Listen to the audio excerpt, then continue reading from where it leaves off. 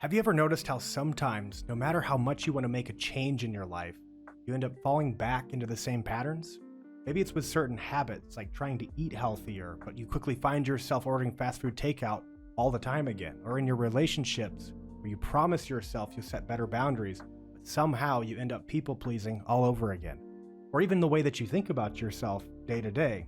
You start your day out feeling confident, only to spiral back into self-doubt when something doesn't go perfectly. You might have these short bursts of motivation to make some big change, and for a moment, it feels like you really have it all figured out. But shortly after, you crash and burn and find yourself right back where you started, wondering what went wrong. I know firsthand this can be so frustrating, like you're stuck in a loop that you can't break no matter how hard you try.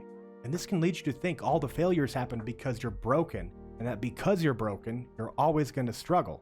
But the truth is, when you find yourself caught in the same cycles, it's not because you're just broken and unable to stick to any plan, because there's something deeper inside, an old belief that hasn't been resolved yet. So the reason you feel like you keep failing and repeating these cycles is because somewhere deep down, you have an old belief about yourself that's not in alignment with the person that you're trying to become. And no matter what new goals you chase, what program you follow, what new person you meet, you'll keep sabotaging your progress until you take the time to go inward and resolve the internal beliefs that you've been living by.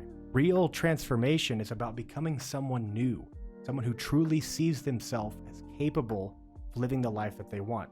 But to become that person, you first have to understand who you've been, because the identity that you carry today, the beliefs about yourself, the potential, and what's possible for you, was built through impactful experiences that you lived through, often without even realizing it.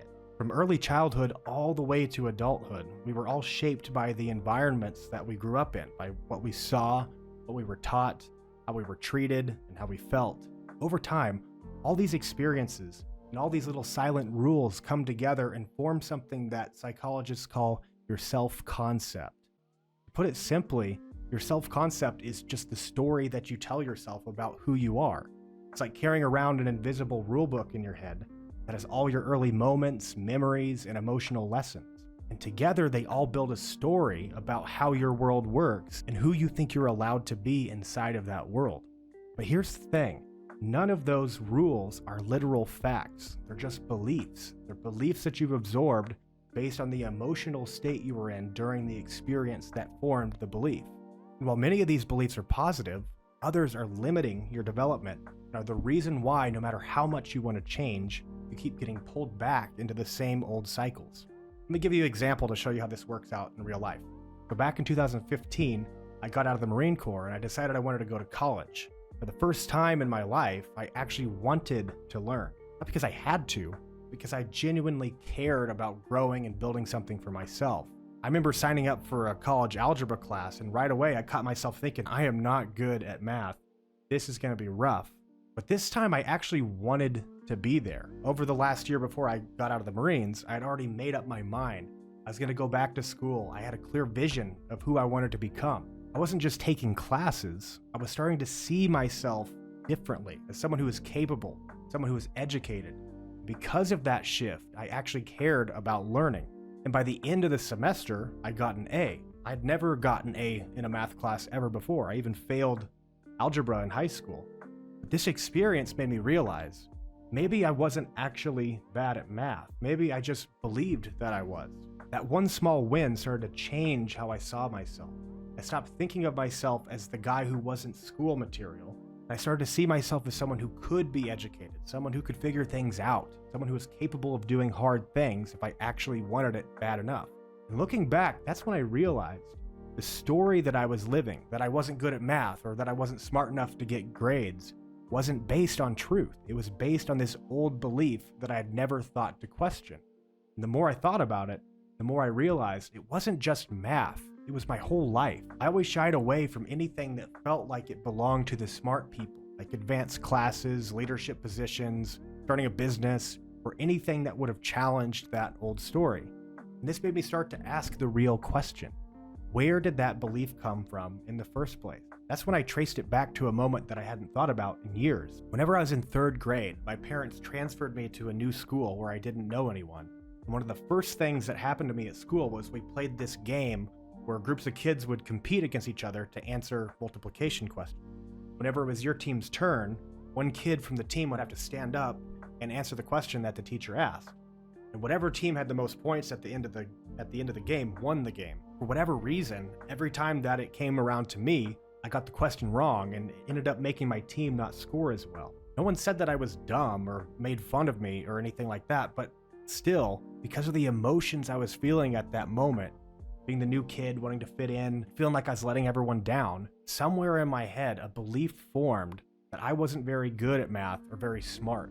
That belief then became a part of my self-concept, and from that point on, it shaped how I saw myself in school, even though I didn't realize it at the time. The important thing is, I wasn't carrying around some logical decision about my ability. I was carrying an emotional story that I absorbed without even knowing it. And that story, that I'm not good enough or I'm not smart enough, kept influencing my life for years without me ever stopping to question it. It wasn't until years later, until I started to view myself as someone who was educated, that this belief I'd been carrying with me all my life was dissolved. And that's exactly how it happens for all of us. The beliefs that hold you back today aren't usually the result of some huge dramatic event. They're born from these small moments that, looking back now, might seem insignificant. But in the mind of a child, those moments become rules. Rules about who you are, rules about what you're allowed to be, rules about what you're capable of doing in the world. And until you go back and consciously update these rules, it's like a part of you is still living out that same story, still operating from that mindset of the third grade version of yourself, like an old phone that hasn't had a software update in years. Sometimes the beliefs that hold you back are more subtle. They might be something like, I have to handle everything myself, or if I don't stay 2 steps ahead, I'll always fall behind. Sometimes people burn themselves out because of beliefs like these. And until you go back and look at the circumstances that created those rules, you'll keep living by them even if they don't match the life you're trying to build now. So let me give you another example. I started an online business back in 2017, and I used to think that taking a day off meant I was falling behind. I'd go for weeks, sometimes months even, without taking a single break. I thought that's what successful people did. I thought that if you wanted to make it, you had to grind nonstop without ever slowing down. But every time, the same thing would happen. Eventually, I would crash and burn. I'd end up blowing off an entire weekend, sometimes 3 or 4 days straight, and caught up in drinking, partying, binge-watching videos, or whatever, just to try to escape the exhaustion that I felt. It took me a long time to realize that the problem wasn't that I was undisciplined or I was broken in some way. The problem was my belief about how I saw myself. This pattern of being extreme had been with me for a long time. Growing up, I got attention by being this over-the-top, extreme, silly kid. And that's how I made people laugh. That's how I felt seen. That's how I felt connected. In school, I was the class clown. And the more over the top I was, the more validation I felt that I got. And somewhere along the way, without realizing it, I built this story in my head that said, I have to be extreme to be valued. And even though life changed, that story didn't just disappear. It just found new forms to play out in my life, showing up in how I work.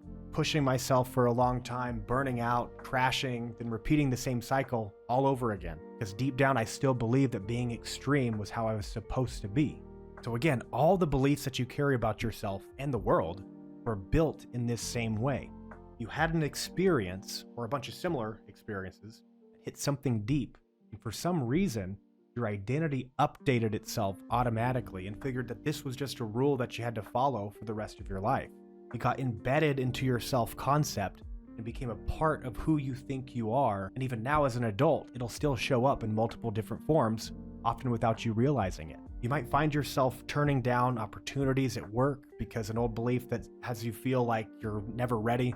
You might struggle to set boundaries in relationships because deep down you're afraid of disappointing people or being seen as selfish.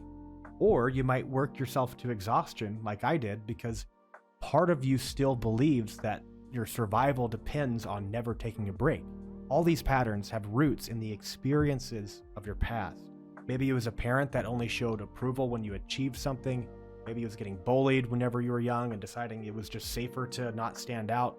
Maybe it was growing up and watching your family consistently struggle with money and deep down learning that no matter how hard you work, there's never gonna be enough.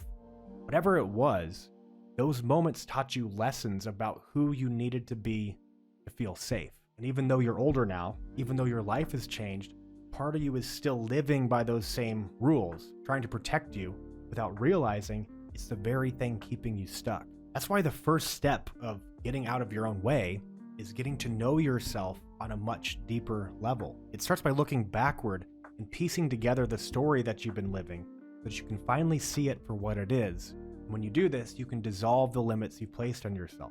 So with all this said, I want to leave you with an exercise that you can do that'll help you get to know yourself better and start uncovering all the subconscious beliefs that you carry. It's a writing exercise called the Self-Concept Autobiography, and it's an exercise that I've used that's really helped me to start to understand myself on a deeper level. So I'm going to describe how this works here for you real quick. The detailed instructions for this whole process is down in the description of the video. So here's how it works. You start by thinking of your life as a story that's broken up into chapters. Each chapter of your life could be thought of as like a season of a TV show, a different phase that had a beginning, a middle, and an end. One chapter might be your early childhood. Another one might be your early school years. Maybe another chapter is your first relationship, and so on. What matters here is that each chapter feels like it's its own distinct season of your life. So you don't have to be exact or perfectly organized. Some chapters might only be a year or two long, while others might stretch across 5 or even 10 years. You can just trust your gut for what feels right. Then what you do next is you open up a blank note on your phone or a Word document on your computer, or just grab a pen and paper and start writing these chapters down in order. Once you have them all written out, each day you set aside some time to sit down and write out everything that happened in each one of those chapters in as much detail as possible. And the next step is, after each chapter you finish writing, you'll answer 10 reflection questions. Again, the full instructions are listed down in the description, but these 10 questions are designed to help you go really deep into understanding the specific things that affected you in each chapter. Like what felt difficult or painful back then? What made you feel alive? Who influenced you? And what skills you felt that you had to develop to get by? This whole process is designed to shed light on the invisible rules that you learned and the parts of that self-concept that got built without you consciously realizing it. And what you'll notice as you go through this exercise is that you'll uncover a lot of old memories of experiences that were so influential to you back at the time, but you completely forgot about them. So just to pull everything together one last time, if you feel like you're stuck, if you feel like no matter how hard you try, you keep falling back into the same patterns, it's not because you're broken. It's not because you're missing some secret strategy. It's because part of you is still living by the same rules you never realized that you agreed to. And those rules, these hidden beliefs, were built through real experiences that you lived through at times when you were just trying to survive or connect or feel safe.